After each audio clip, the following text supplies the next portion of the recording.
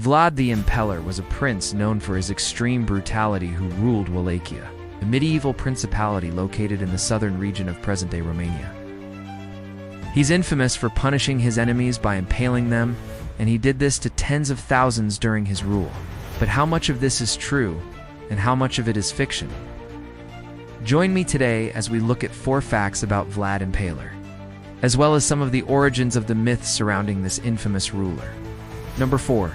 The brutality of impalement. Vlad the Impaler's gruesome punishments were legendary. But what exactly did they entail, and why was this method so popular?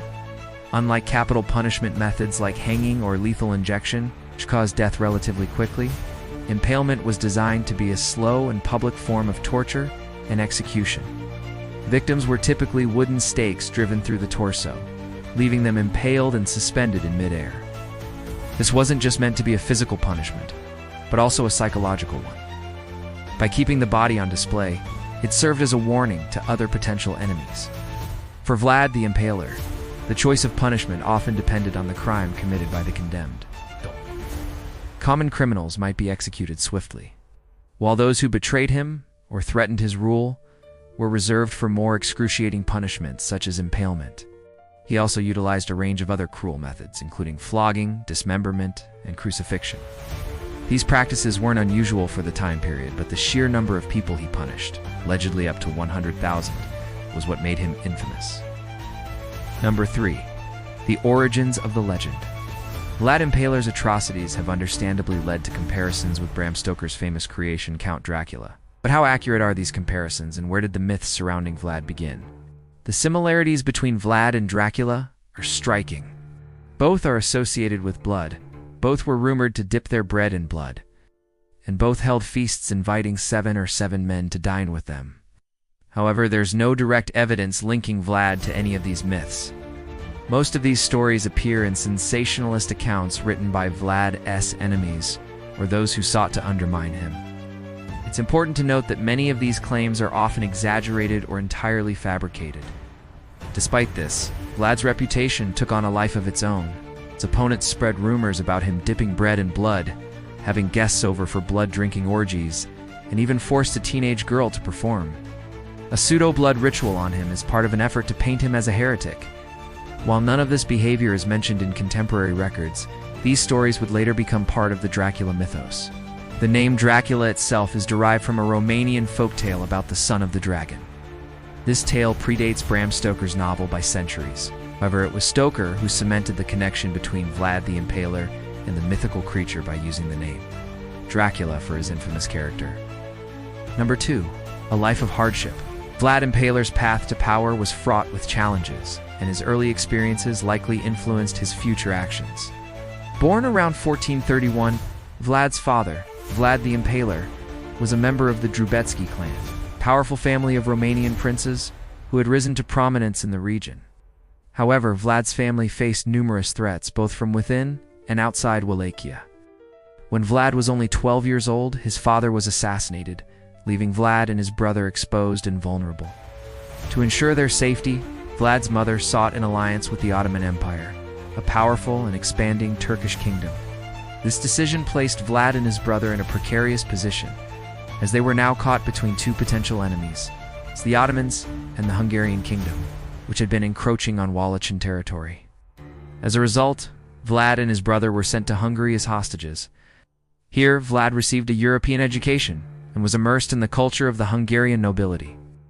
This experience would later serve him well when he negotiated with European leaders. It was also here that he developed a strong hatred for the Ottomans, an allegiance that would define his future. After 7 years, Vlad was able to return home, and he and his brother began working to secure their claim to the throne. However, this was far from straightforward. Internal politics were complex, and there were frequent power struggles. Eventually, Vlad was able to secure recognition as Prince of Wallachia and began to focus on defense against external threats. Number 1. Defending Wallachia.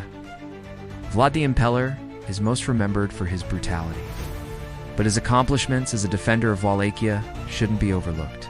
Throughout his reign, he faced continuous threats from the Ottoman Empire and other rivals. Under his leadership, however, Wallachia was able to resist these threats and maintain its independence. One of Vlad's most significant achievements was his successful defense against an Ottoman invasion in 1462. At the time, the Ottoman Empire was a formidable force, and Wallachia was outnumbered. Nevertheless, Vlad's strategic brilliance and ruthlessness proved instrumental in repelling the invaders.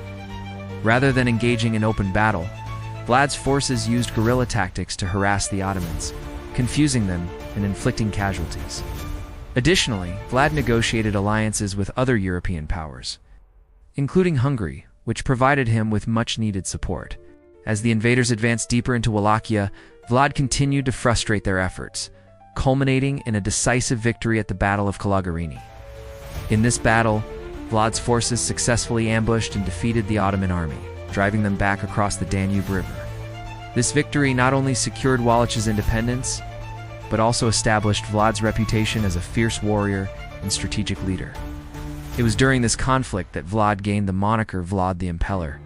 His enemies accused him of impaling Ottoman soldiers who surrendered, though the accuracy of these claims is debated.